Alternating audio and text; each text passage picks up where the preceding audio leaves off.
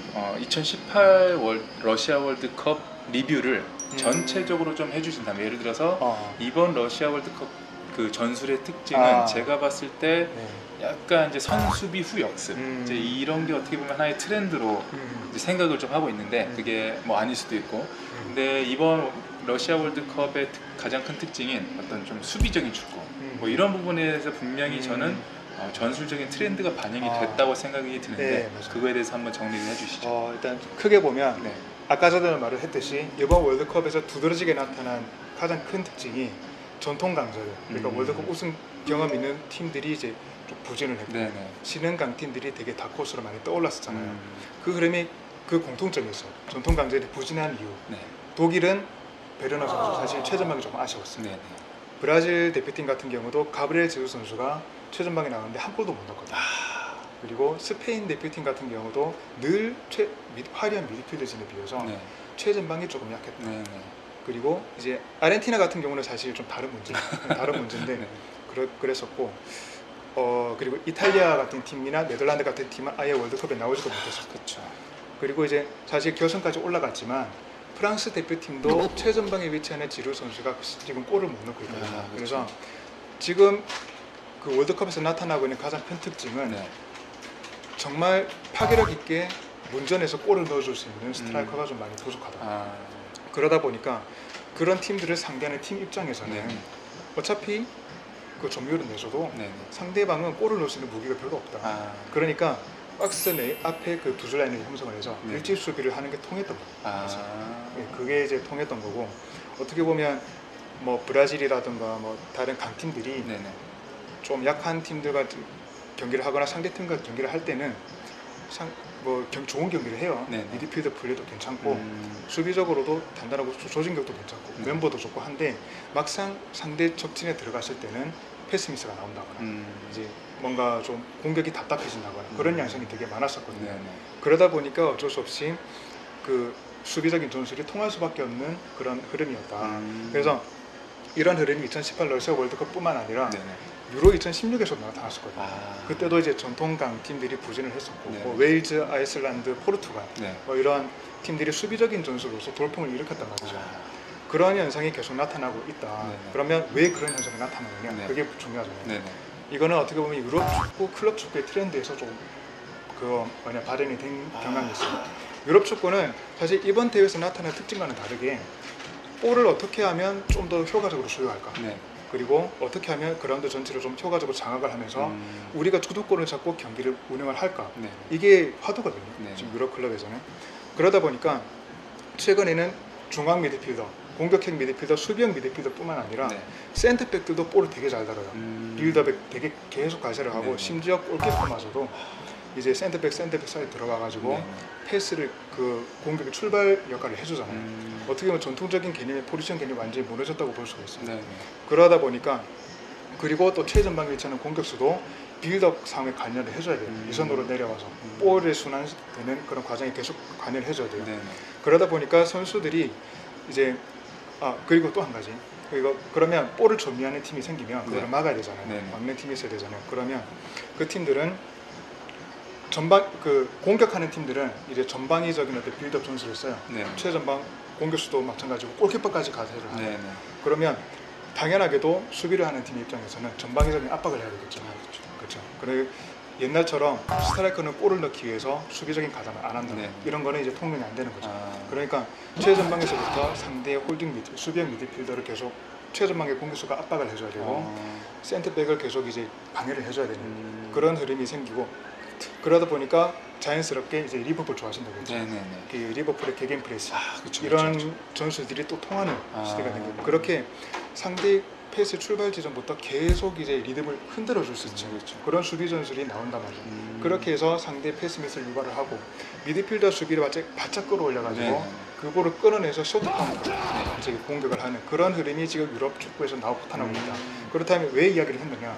중요한 거는 최전방에 위치하는 공격수가 단순히 골만 넣는 역할에 집중할 수 없게 된 거죠. 이선으로 내려와서 이제 공격형 미드필더로서 이렇게 패스도 계속 해줘야 되고, 그러다 보면 그리고 이제 수비적으로도 계속 관여를 해줘야 되고, 거기에다 골까지 넣어야 되고. 네. 그러니까 옛날처럼 파괴력 있는 공격수를 넣기보다는 다재다능한 최전방 공격수가 이제 각광받는 시대가 되었다.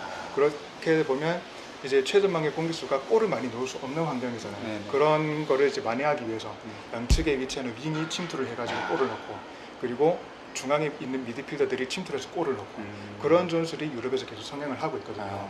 근데 그 전방에 위치하는 선수가 이선으로 내려서 연결을 하고 양측의 윙이랑 이렇게 그 박스 투 박스 미드필더가 침투를 해서 골을 넣는 이런 공격 전략은 사실 고도의 전술적인 능력이 필요하고 팀 조직력이 상당히 필요한 그런 패턴이란 말이죠. 그게 클럽 축구는 그 수용이 돼요. 할 수 있어요. 클럽 축구는 1년 내내 이제 합을 맞추다 보니까 이제 그런 부분 전술을 섬세하게 짜가지고 엄청 세부적으로 짜서 그런 거를 이제 그런 전술 효과를 극대화를 시킬 수 있단 말이죠.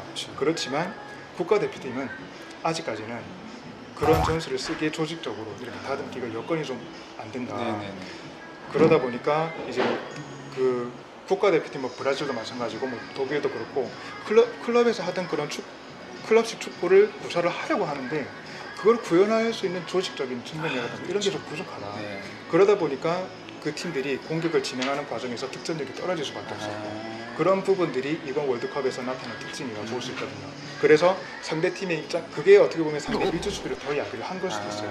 상대는 어차피 네가 아무리 강팀이라도 그런 공격, 그런 이제 밋밋한 그 전술 패턴으로는 우리 팀의 두 줄 수비를 뚫을 수가 없다. 그러니까 수비적인 전술이 성행할 수밖에 없었던 그런 흐름이었다. 어떻게 보면 이거는 이제 어떻게 보면 좀 과도기적인 시기다. 어떻게 보면 클럽 축구의 트렌드가 먼저거든요. 유럽 월드컵보다는 사실 좀 많이 바뀌었죠. 옛날이랑 달리. 클럽 축구가 어떻게 보면 트렌드를 선도를 하고 국가대표들은 그 뒤를 따라가는 추세예요. 그래서 그 따라가는 과정에서 나타나고 있는 어떻게 보면 과도기적인 시기다. 이런 전술들이 국가대표팀에도 좀 더 정교하게 인식이 된다면 전통 강자들이 다시 이제 부활하는 타이밍은 분명히 올 것이다. 저는 그렇게 생각해요. 그게 어떻게 보면 이제 옛날에 좀 역사적으로 이야기를 하자면 50년대 WM 시스템, 235 시스템이 성행을 할 때 브라질이나 헝가리에서 424 시스템을 들고 나왔을 때 그 변화를 겪는 과도기에서 전통 강자들이 좀 부진하는 양상이 있었어요. 그게 58 스웨덴 월드컵 때 나타난 특징이고 70 멕시코 월드컵 이후에는 이제 토탈 사커, 조던란 토탈 사커랑 소득의 이제 공격형 리베로 시스템, 신개념 리베로 시스템이 등장을 하면서 그 시스템이 이제 그 전통적인 그 시스템의 그 균형을 완전히 무너뜨렸거든요. 거기에 적응하는 과정에서 전통 강자들이 부진했던 흐름이 78 아르헨티나 월드컵에서 나타났었고, 그리고 90 이탈리아 월드컵 이후로는 이제 압박 시스템이 등장을 했었잖아요.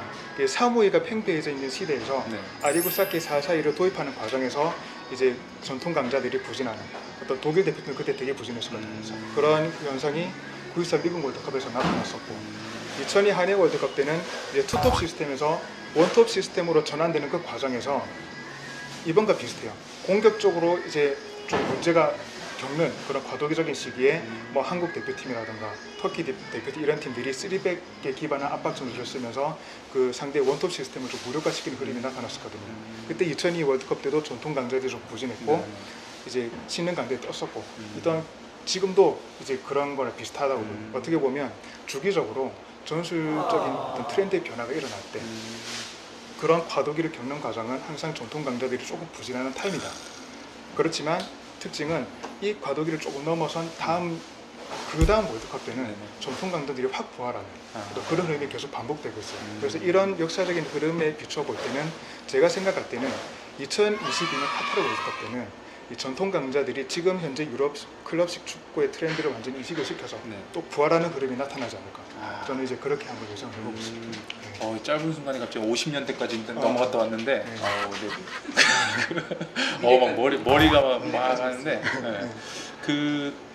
이게 뭐 어떤 지금 현재 저희가 보고 있는 월드컵의 그런 결과 이런 것들이 그냥 단순히 나오는 게 아니라 단순히 나오는 게 아니라 이게 그런 흐름에서 어떻게 보면 이제 트렌드가 생겨나고 거기에 이제 적응하는 과정에서 나타나는 과도기, 그런 과도기적인 시기에는 항상 수비적인 측면을 꼭 강조하는 전술들이 조금 이제 유행을 한다라고 볼 수 있어요.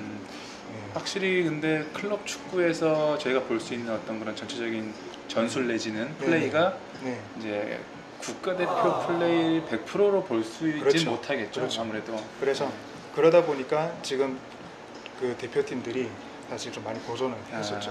그렇죠.